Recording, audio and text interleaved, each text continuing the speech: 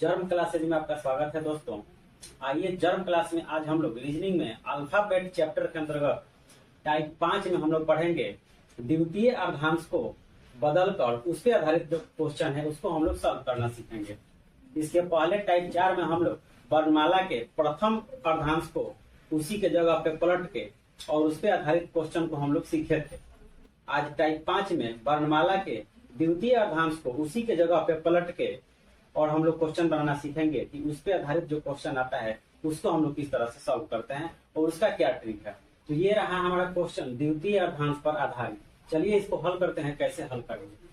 Question कह रहा है यदि अंग्रेजी वर्णमाला के द्वितीय अर्धांश को उसी स्थान पर पलट दिया जाए और बाकी अक्षरों को ज्यों का त्यों रहने दिया जाए तो अब सवाल ये हमको बनाना है। तो सबसे पहले द्वितीय अर्धांश को हम पहले पलट तो दें। अब देखिए अल्फाबेट ए से लेके जेड तक यानी 1 से लेके 26 तक हो गया, ठीक है, जिसमें से हमने बता चुका है कि प्रथम अर्धांश एम तक होता है यानी 1 से लेकर 13 तक और द्वितीय अर्धांश होता है एन से लेके जेड तक यानी 14 से लेके 26 तक, ठीक है, जिसमें से ये प्रथम अर्धांश है और ये द्वितीय अर्धांश है। इसके पहले हम लोगों ने टाइप 4 में प्रथम अर्धांश को पलट के उस पर आधारित सवालों को हम लोगों ने सॉल्व किया था। टाइप 5 में हम लोग पढ़ने जा रहे हैं द्वितीय अर्धांश को पलट कर इस पे आधारित सवाल को हम लोग सॉल्व करेंगे। तो हमको द्वितीय अर्धांश को पलट देना है यानी कि पहले अर्धांश को हम लोग ए से एम तक ही रहने देंगे, सीधा लिखेंगे, और द्वितीय अर्धांश को हम लोग उलट देंगे यानी जेड से लिखना शुरू करेंगे और एन तक ले जाके हम लोग रोक देंगे, ठीक है। तो यहाँ हम लोग लिखते हैं प्रथम अर्धांश ए से लेके एम तक, ये हमारा नहीं पलटा हुआ है, ठीक है, जो का त्यों है। लेकिन द्वितीय अर्धांश जो एन से लेके जेड तक है वो पलटा हुआ है यानी जेड से लेकर एम तक हम चलेंगे। यहाँ हो गया एन, ये हमारा पलटा हुआ है, ठीक है। ये प्रथम अर्धांश हो गया और ये द्वितीय अर्धांश हो गया यानी कि किस तरह से लिखा हुआ है द्वितीय अर्धांश। तो ये हो गया 26, 25, 24, 23, 22, 21, 20, 19, 18, 17, 16, 15 और 14, ये हमारा द्वितीय अर्धांश है जो कि पलट के लिखा गया है। यहाँ हमने प्रथम अर्धांश को ज्यों का त्यों छोड़ दिया और द्वितीय अर्धांश को हमने पलट दिया। अब क्वेश्चन क्या कह रहा है एल 10 आर 18 यानी कि बाएं से 10वां अक्षर के दाएं 8वां अक्षर कौन सा होगा, ठीक है। इसमें हमने इस क्वेश्चन को शॉर्ट फॉर्म में लिखा है और आप ये समझ रहे हैं कि मैंने क्या लिखा है। क्योंकि इसके पहले आप 4 टाइप पढ़ चुके हैं इसलिए मैं आशा करता हूं कि आप समझ गए होंगे कि ये एल और आर, एल 22 और एल 6 का मतलब क्या होगा। एल 10 आर 8 का मतलब कि बाएं से 10वां अक्षर के दाएं 8वां अक्षर कौन सा होगा। ये प्रथम टाइप से भी हम पढ़ाते आ रहे हैं और हर बार हम इस पे लिख रहे हैं ताकि आपका रिवीजन होता रहे, ठीक है। क्या है एलर है तो एलर को क्या करेंगे जोड़ेंगे यानी कि समान जाति का मिल जाए तो घटाएंगे और अलग अलग जाति का मिल जाए तो हम लोग उसको जोड़ेंगे। यहाँ हम देख रहे हैं कि एलर अलग अलग जाति का है तो क्या करेंगे हम एल 10 आर 18 क्या करेंगे तो जोड़ेंगे। 10 8 18 क्या होगा तो एल होगा क्योंकि पहला डायरेक्शन हमारा लेफ्ट साइड से है और पहला डायरेक्शन ही हम अपने उत्तर में लिखते हैं। 18 एल आ गया। अब जो 18 है अब सोचिए कि प्रथम अर्धांश में है कि द्वितीय अर्धांश में है। तो प्रथम अर्धांश है हमारा 1 से लेकर 13 तक और द्वितीय अर्धांश है हमारा 26 से लेकर 14 तक। अब जो 18 है देखिए कि क्या 1 से 13 के बीच में है कि 14 से 26 के बीच में है। तो देखने से ही पता चल रहा है कि जो 18 है ये 14 से लेकर 26 के बीच में है यानी कि द्वितीय अर्धांश में है। और यहाँ पे नियम लिखा हुआ है कि यदि द्वितीय अर्धांश में रहेगा तो आए हुए उत्तर को क्या करेंगे हम 40 में से घटा देंगे। तो आया हुआ उत्तर हमारा जो है द्वितीय अर्धांश में पड़ रहा है तो हम क्या करेंगे इसको 40 में से घटा देंगे। घट गया 40, कितना आया 10 में से 8 गया 2 और यहाँ 3 में से 1 गया 2, 22 हो गया।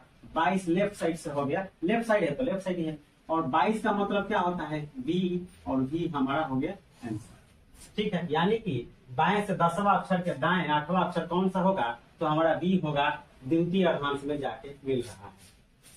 नेक्स्ट क्वेश्चन है L22 L6, यानी कि बाएं से 22वां अक्षर के बाएं छठा अक्षर कौन सा होगा। अब LL है तो क्या करेंगे, घटाएंगे, तो 22 में से 6 गया, 16 लेफ्ट साइड। ठीक है, और जो 16 है ये क्या है, 16 द्वितीय अर्धांश में है, तो जब द्वितीय अर्धांश में है तो हम इसको 40 में से माइनस कर देंगे, इक्वल टू कितना हो जाएगा, तो 10 में से 6 गया 4, और 3 में से गया 2, 24 L, यानी कि बाएं से 24वां अक्षर कौन सा होगा जी, तो ये हमारा हो जाएगा आपका x हो जाएगा, x हमारा आंसर हो गया।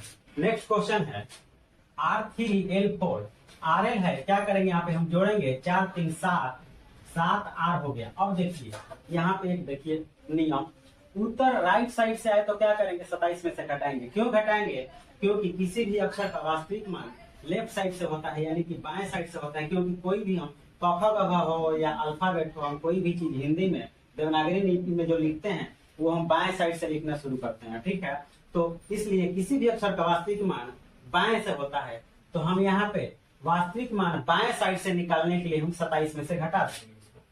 तो यहाँ पे हम इसको क्या करेंगे, 27 में से माइनस करेंगे, तो कितना आ जाएगा, ये हो जाएगा हमारा 20, और 20 जो है ये लेफ्ट साइड से हमारा आ गया। ठीक है, और 20 जो है लेफ्ट साइड से आ गया। अब देखिए कि 20 जो आया ये द्वितीय अर्धांश में है कि प्रथम अर्धांश में है, तो ये 13 को पार करके द्वितीय अर्धांश में चला जा रहा है, और जब द्वितीय अर्धांश में है तो हम 40 में से घटा देंगे, कितना आ गया, 20 आ गया, 20 L, और 20 का मतलब होता है T, ये हमारा आंसर। समझ में आ रही है, चलिए आगे चलते हैं। R17 R8 का मतलब दाएं से 17वें अक्षर के दाएं 8वां अक्षर कौन सा होगा। ठीक है, तो R क्या करेंगे, घटाएंगे, 17 में से 8 गया 9, और R हो गया, 9 R हो गया, राइट साइड से आ गया। तो जब राइट साइड से आ गया तो हम लेफ्ट साइड से करने के लिए क्या करेंगे, 27 में से घटाएंगे, इसको घटा दिए, इक्वल टू कितना आ गया, तो 17 में से 9 हो गया 8, ये हो गया हमारा 18, ये हो गया हमारा 18 लेफ्ट साइड आ गया। और 18 जो है द्वितीय अर्धांश में पड़ रहा है, तो जब भी द्वितीय अर्धांश में हमारा आंसर आ जाए तो उसको 40 में से घटाएंगे, 10 में से 8 गया 2, और 3 में से गया 2, 22 L हो गया, और 22 का मतलब होता है D, ये हमारा आंसर। क्लियर है, आगे चलते हैं। L3R4 का मतलब LR है, तो LR है तो क्या करेंगे जी, जोड़ेंगे, 4 3 7 और लेफ्ट साइड। अब देखिए ये जो 7 लेफ्ट साइड से आया, ये तो ठीक है कि लेफ्ट साइड से है, बाएं साइड से है, वास्तविक है ही, इसको 27 में से घटाने की जरूरत नहीं है। लेकिन अब देखिए कि हमारा जो उत्तर आया हुआ है, क्या ये द्वितीय अर्धांश में पड़ रहा है कि प्रथम अर्धांश में पड़ रहा है। तो देखने से लग रहा है ये जो है 1 से लेकर 13 के बीच में है, और 1 से लेकर 13 क्या होता है, प्रथम अर्धांश होता है। ये प्रथम अर्धांश में है, तो हम क्या करेंगे, 40 में से नहीं घटाएंगे, और प्रथम अर्धांश हमारा पलटा हुआ नहीं है। हाँ, इसके बाद वाले टाइप में हम दोनों अर्धांश पलट के बताएंगे कि उसको कैसे हल करेंगे। फिलहाल यहाँ पे केवल द्वितीय अर्धांश पलटा हुआ है, प्रथम अर्धांश नहीं पलटा हुआ है, तो हम क्या करेंगे, इसको ज्यों का त्यों आंसर लिख देंगे। बाएं साइड से 7वां क्या होता है, तो G होता है, और G नहीं पलटा हुआ है, G तो सीधा हुई लिखा हुआ है ABCD ऐसे करके, तो G हमारा आंसर हो गया। नेक्स्ट क्वेश्चन है L9R4 का मतलब क्या हुआ, जोड़ेंगे इसको, LR क्या करेंगे, तो जोड़ेंगे, तो 9 4 13 लेफ्ट साइड, और 13 जो हुआ प्रथम अर्धांश में है कि द्वितीय अर्धांश में है, तो 13 हमारा जो है प्रथम अर्धांश में है। ठीक है, और प्रथम अर्धांश हमारा नहीं पलटा हुआ है, यानी 13 का मतलब होता है M, ये हमारा आंसर है। ठीक है, नेक्स्ट और लास्ट है R22 R4। R क्या करेंगे जी, घटाएंगे यहाँ पे, तो 22 में से 4 घट जाएगा, कितना बचेगा जी, ये हमारा 18 R हो गया। अब जब राइट साइड से आ जाता है तो क्या करते हैं, हम लेफ्ट साइड से जानते हैं, क्योंकि वास्तविक मान लेफ्ट साइड से ही होता है। तो हम क्या करेंगे, इसको 27 में से माइनस करेंगे, इक्वल टू 17 में से 8 गया 9, ये कितना हो गया, 9L हो गया। और देखिए 9 जो है प्रथम अर्धांश में पड़ रहा है, और प्रथम अर्धांश नहीं पलटा हुआ है, इसलिए ये 9 का हो जाएगा हमारा आई आंसर हो जाएगा। 9 का मतलब होता है आई। ठीक है, आशा करता हूँ कि आपको द्वितीय अर्धांश पलट कर सवाल यदि आता है तो आप सॉल्व कर दीजिएगा। कोई इसमें नया नियम नहीं है, फर्स्ट पार्ट से ही पढ़ाते आ रहा हूँ, वही जो नियम है उसको दिमाग में रखना है। और हाँ, केवल एक वीडियो देख लेने से आप पार नहीं पाइएगा। वीडियो देखिए, सीख लीजिए और आप जाके प्रैक्टिस कीजिए, ऑनलाइन कीजिए या ऑफलाइन कीजिए, ये आपके ऊपर है कि आप कैसे प्रैक्टिस करते हैं, ठीक है। और ये नियम आपको हमेशा याद रखना है। यदि अल्फाबेट पे पार पाना है तो अल्फाबेट का ये न्यू है, अल्फाबेट का ये नियम न्यू है, इसको याद रखना ही रखना है। यदि नहीं नियम याद है तो आपसे नहीं बनेगा। चलिए अब आप होमवर्क ले लीजिए और होमवर्क बनाइए। तो ये है आपका होमवर्क, इसका स्क्रीनशॉट लीजिए और इसको बनाइए और हमको आंसर कमेंट कीजिए यदि समय मिले तो। चलिए मिलते हैं फिर एक और इम्पोर्टेंट चैप्टर में इम्पोर्टेंट वीडियो के साथ। तब तक आप जुड़े रहिए जर्म क्लास के साथ।